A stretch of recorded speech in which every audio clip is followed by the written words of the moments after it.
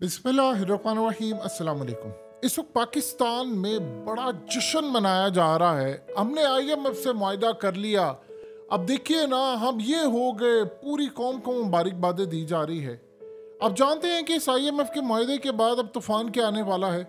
इस पर कोई आपको बताने को तैयार नहीं है जो मामलात इस वक्त होने जा रहे हैं। इस वक्त सूरत हाल ये है कि आपने आईएमएफ के साथ रेगुलर मुआहदा नहीं किया, बल्कि हमने स्टैंड बाय मुआहदा किया है।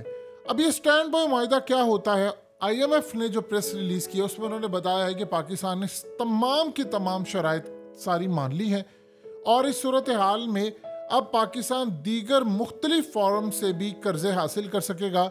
अब ये होने क्या जा रहा है? सबसे पहले तो आप ये समझ लें कि असल में ये स्टैंड बाय मुआहदा क्या है और इसके बाद जो तूफान इसका उठना है उस पर कौम को नहीं बताया जा रहा। यानी आप ये देख लें कि हम अब आज जश्न मना रहे हैं कि जी आईएमएफ से यानी हमें कर्ज मिल गया है, हमें एक भीख मिल गई है और हम दीगर दुनिया के अंदर वहां से भी सूद अब हम बढ़ाएंगे। मामला ये है कि ये स्टैंड बाय मुआहदा क्या होता है। देखिए, दो तरह के आईएमएफ के प्रोग्राम होते हैं। एक होता है स्टैंड बाय अरेंजमेंट, एक होता है एक्सटेंडेड फंड फैसिलिटी। अब हमने जो स्टैंड बाय मुआहदा किया है इसका मतलब ये होता है कि आपने वक्ती तौर पर कलील मुद्दती प्रोग्राम आप कोई ना कोई आईएमएफ के साथ डील फाइनलाइज करते हैं। यानी जब आप जो भी कम आमदनी वाले ममालिक होते हैं, थर्ड वर्ल्ड कंट्रीज होती हैं जो अपना मुल्क चला नहीं पाती, जिनको मुश्किलात हैं, जिनके मुल्क डिफॉल्ट होने वाले होते हैं, यानी हम बिल्कुल डिफॉल्ट के जिनके सर पर खड़े हैं, तो उसमें आप एक मुआहदा करते हैं स्टैंड बाय मुआहदा। इस किस्म की जो फाइनेंसिंग होती है उसकी मुद्दत होती है 12 से 24 माह, समटाइम 36 भी होती है।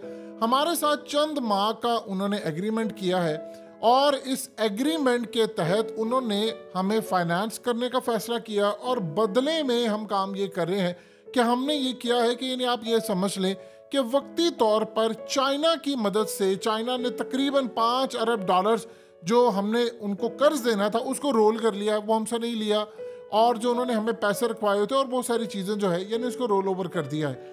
अब ये जो मुआहदा हुआ है इसके तहत अब वो हमें पैसे दे रहे हैं, उसमें आपको सूद बढ़ाना पड़ेगा और उसके अलावा आपको बहुत सारी नई चीज़ें बढ़ानी पड़ेगी। यानी सबसे पहले तो आप ये ज़हन में रखिएगा, आपको बिजली की जो कीमत है वो आसमान पर ले जानी पड़ेगी। आप ये देखिए कि तकरीबन इस वक्त हमें इस वक्त अंदाज़ा नहीं है कि हुकूमत फाइनलाइज क्या करेगी या जो भी मामला होता है।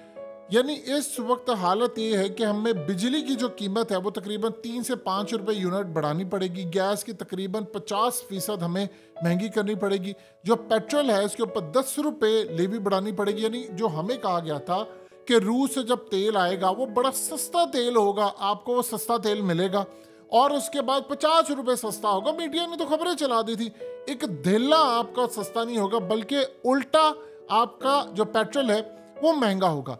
अब गैस हम महंगी करेंगे। पहले ही हम तकरीबन एक साल में 1300 अरब रुपए बिजली और गैस की मद में महंगी कर चुके हैं। गैस पर 310 अरब रुपए पहले ही महंगी की जा चुकी है। बिजली एक साल में 11 रुपए 30 पैसे फी यूनिट महंगी की गई है और उसमें जो इजाफा किया गया है उसमें आप ये देखिए सरचार्ज भी ऐड किया गया है और माहाना जो फ्यूल एडजस्टमेंट होती है उस पर भी बोझ बर्दाश्त है। अब ये जो मुआहदा हुआ है इसके बाद आपकी फिर चीजें महंगी होंगी और सारे का सारा बोझ पड़ेगा।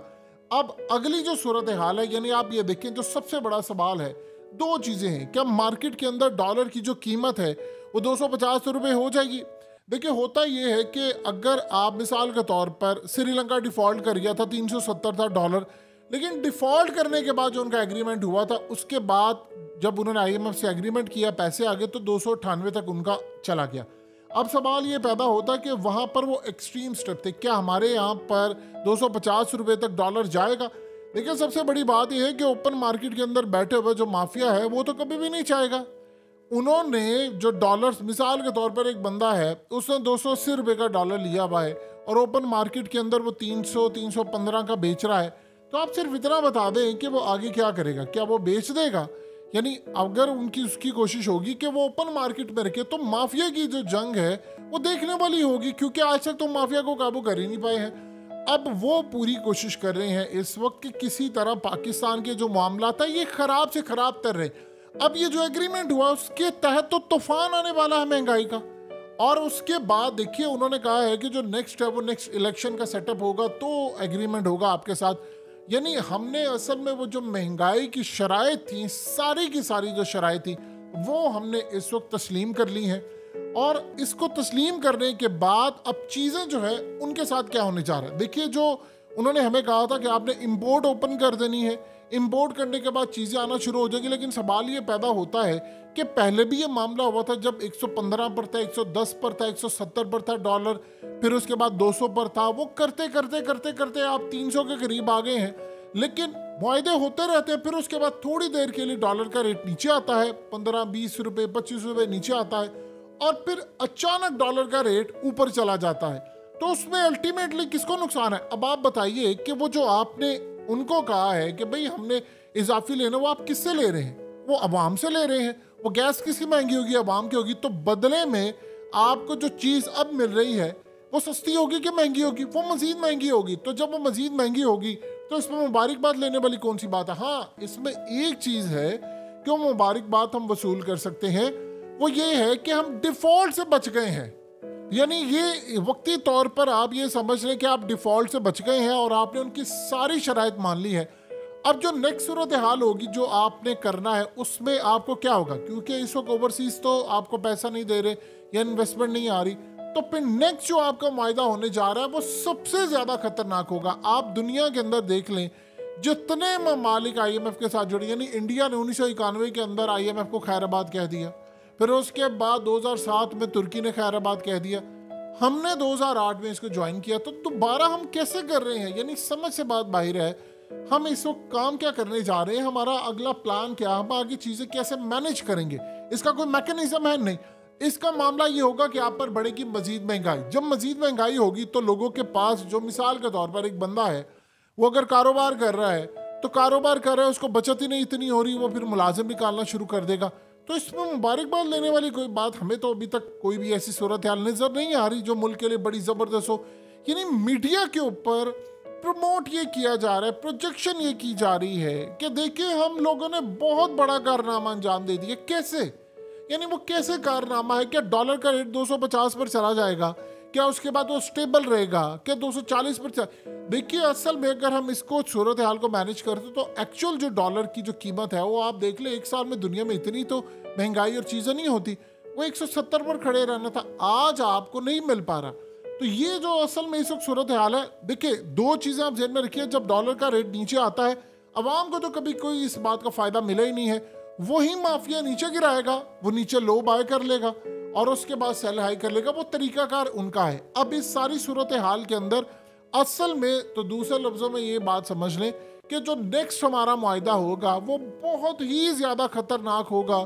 यानी आप ये समझ लें कि हमने तमाम चीज़ों में IMF के आगे सरेंडर कर दिया है कि जो जो शराइत आपकी हैं हम वो तमाम की तमाम शराइत तस्लीम करने को पूरी तरह तैयार हैं। और आपने जो बातें कही हैं, अब उसके बाद IMF क्या करेगा? बिजली महंगी होगी, फलाना हो गया, ये होगा। नेक्स्ट में वो जो कट लगाने जाएगा वो कहेगा आप अपने सरकारी मुलाजिमीन को फारिग करें, आप फलाने इदारे का बजट कम करें, आप ये में करें। यानी दुनिया के अंदर उनका तरीकाकार ये होता है, दुनिया की असल में नज़र होती है आपके एटमी प्रोग्राम की तरफ। तो इस सारी सूरत हाल में हमें ये चीज़ें देखनी है कि किस जानिब मामला जा रहे हैं और किस जानिब खराबी की तरफ चीज़ें जा रही हैं। हालात जो भी इस वक्त हो रहे हैं वो पाकिस्तान की फेवर में इसलिए नहीं है कि इस मुआहदे का अवाम को कोई फ़ायदा नहीं होने वाला। यानी आप ये सोच लें कि वक्ती तौर पर आप एक बहुत बहुत बहुत बड़े तूफान से बच गए हैं, लेकिन आपने छोटे तूफान को इस वक्त आमद कर दी है और वो महंगाई का तूफान है। इससे ज़्यादा बिजली कितनी महंगी होगी और इससे ज़्यादा लोगों को कितना नुकसान होगा, इसका अंदाज़ा आप लगा सकते हैं कि पेट्रोल अगर मज़ीद महंगा होता है तो बताएं, वो जो रूस से सस्ता तेल की बात हो रही थी, वो जी एग्रीमेंट था, वो जी फलाना था, तो हमें उसका क्या फ़ायदा हुआ? फिर अगर आपको मिल ही नहीं रही चीज़ उनसे सस्ती तो फिर आपका क्या बनेगा? ये असल में सूरत हाल है जो असल में इस वक्त बताई नहीं जा रही।